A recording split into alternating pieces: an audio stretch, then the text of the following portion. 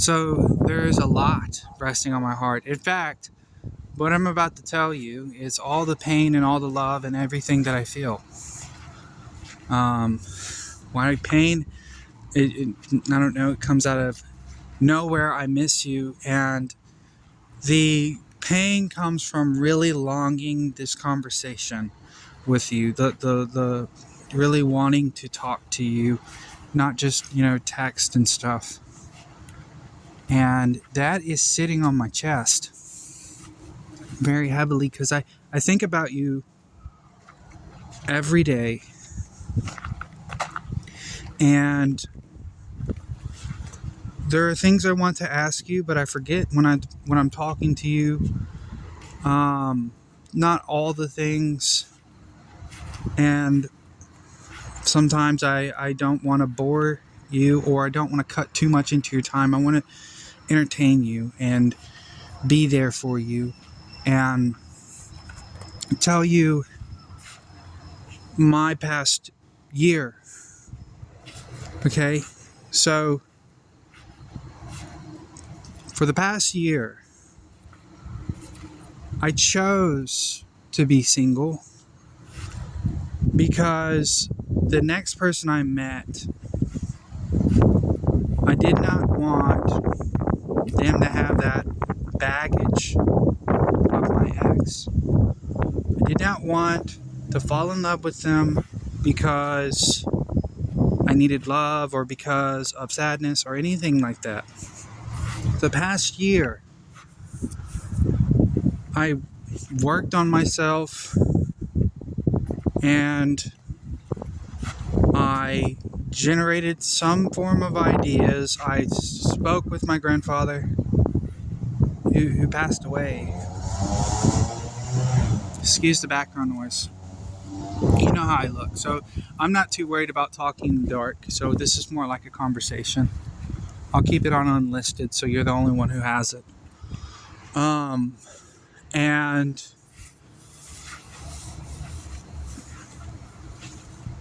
basically what I did with my time is I built myself up and I built up these plans to do something more,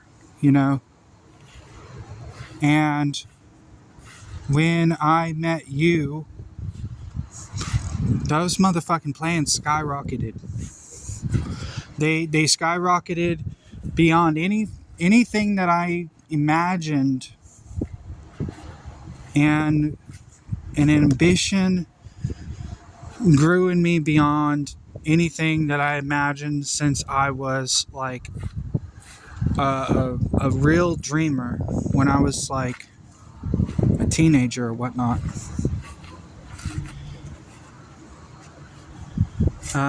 But when I was a teenager, I was naive, obviously. And I'm not so naive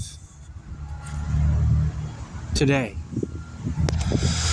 And so I really long for this conversation.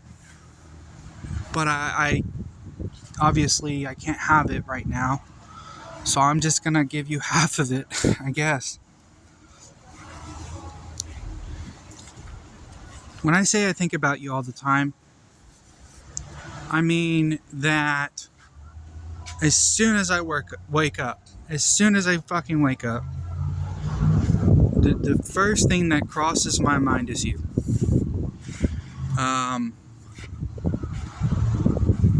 With every time I save, the first thing that I do is save because of you and my plans for Dallas. And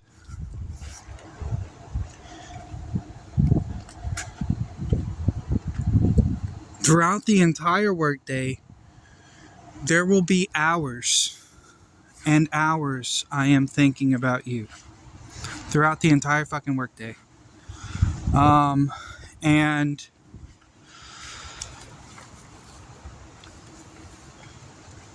there are things that I want to talk about with you. Honestly, there are genuine things I want to talk about with you and have a conversation about with you and make you laugh. I am a different person over the phone, sort of, not that different. And I'm a different person kind of in person. Not that different, but you know what I mean. And so the weight on my chest is trying to meet the promises I made you because I fell so deeply in love with you. And it's brazen in a way. It is bragging. It is, in a way, brazen for me to tell you that I love you in so little time. It's me telling you that I think I know who you are. I think I understand who you are and your past, etc. But the truth is that's exactly how I feel.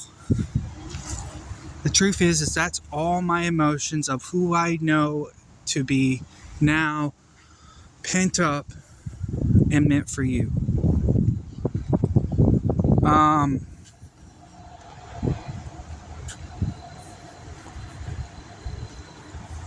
So I believe you're a kind person. I believe that you've had stress. I know that you take painkillers. I don't know why. I believe that maybe you've been abused. I don't know how long you've been waiting for somebody. I don't know any of that really. But what I do know from the Samantha that I see is someone who outwardly definitely wants me for who the fuck I am, and somebody that I really want to be with.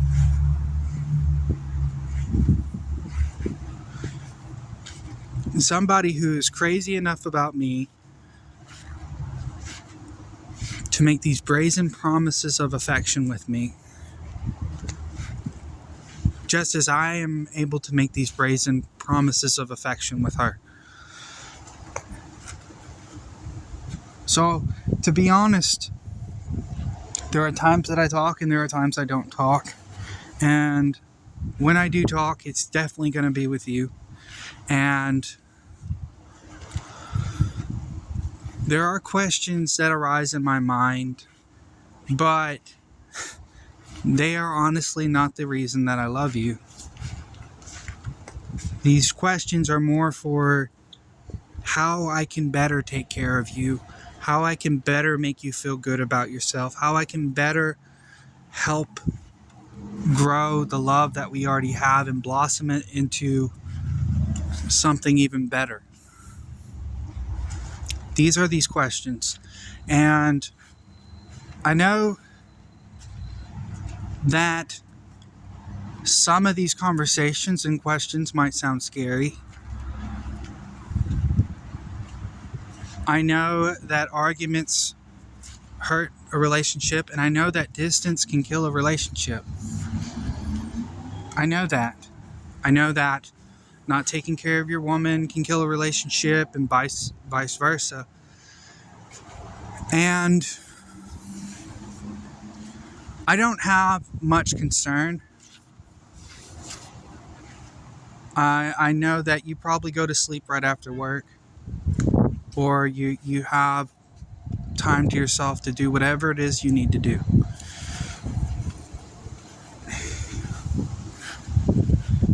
And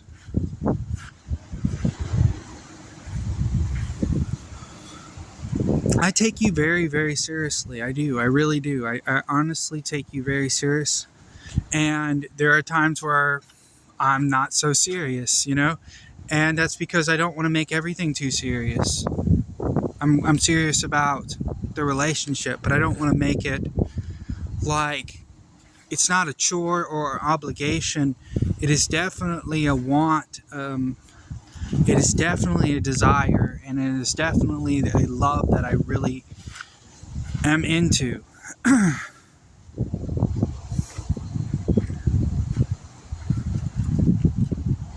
I cannot wait to see the look on your face when you finally see me. I really can't. Because I think you'll like what you see. And I know I'm gonna like what I see, to to be honest. So what I'm saying is, this love that I have for you is very fresh out of the box. It's very fresh in the sense that it's not a baggage that I had carried. It's not a desperation. None of that. It is that I've waited for the moment to decide for myself that I am good now. I am great now, actually. And I sought and I found. I sought and I found. And for me, the natural hormonal state nature is the first kind of love, in my opinion. The natural hormonal state that I feel for you and you feel for me is the first kind of love. Not the I want to fucking get it over with. Not that. I don't like that. But the animal instincts that involve that is the first kind of love. And then there comes trust and protectiveness and happiness, sharing happiness. And so I am saying this more than I should, but I'm not saying it because I like to repeat myself. I am saying it because it's what I want to say. I am saving to come and see you. I am doing that. I am putting whatever fortune I have on the line to come and see you, to fulfill all your needs and all your wants and all my needs and all my wants, to blossom what we have into something more, and to grow well and strong with you. You have never, you don't even have to worry about this, but you have never offended me. You have never insulted me. You have always been good to me, especially with me being good to you. I have always tried to reassure you that, even when you started to say, is this too soon or whatnot, I have always tried to tell you, this is exactly what I feel. This is exactly what I want. There is no deviation from the plan. There is no falling away from and falling out of. There is a little pain only because of the distance, and I'm willing to endure that, partly because I miss you and long for you and want to hear you. I'm willing to endure that, all of that for this short time. It sounds like a long time, but it's a short time compared to our lives. I'm willing to endure that to see you, to make that commitment, to fulfill those promises I made to you. And it's not just because they're promises, it's because you are who I really desire. You are who I really want. I don't want anybody else.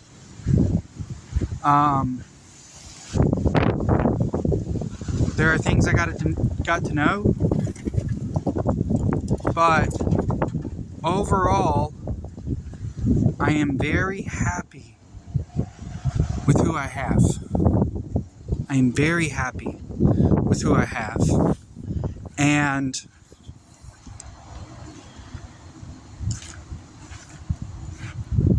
to sum it up, I want to hear about the stuff you've had in the past, the people that you've loved, etc.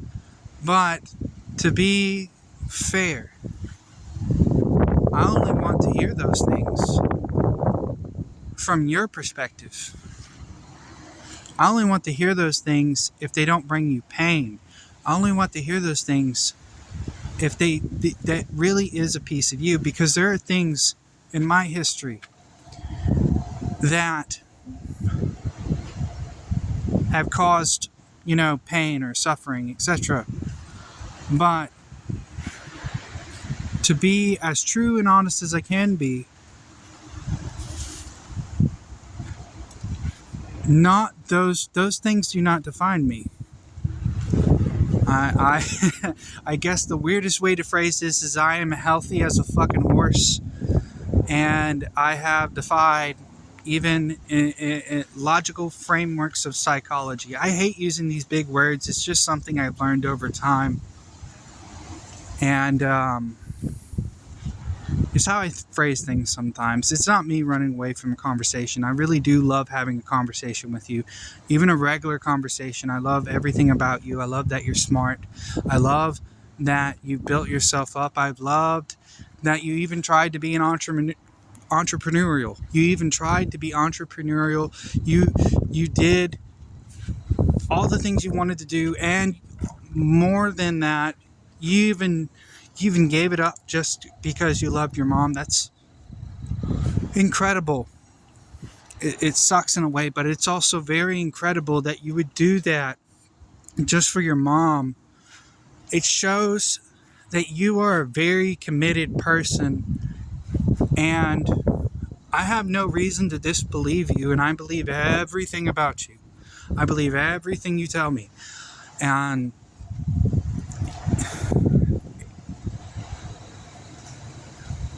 that is the epitome of my love for you.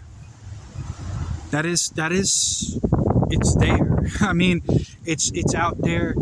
It's off my chest now, and I really want you to have a very, very happy night. And I hope in one way or another I can make your nights all the way up until I can finally come see you in August or September easier. I love you, Samantha. I really do love you. It's not forced. It's just out there.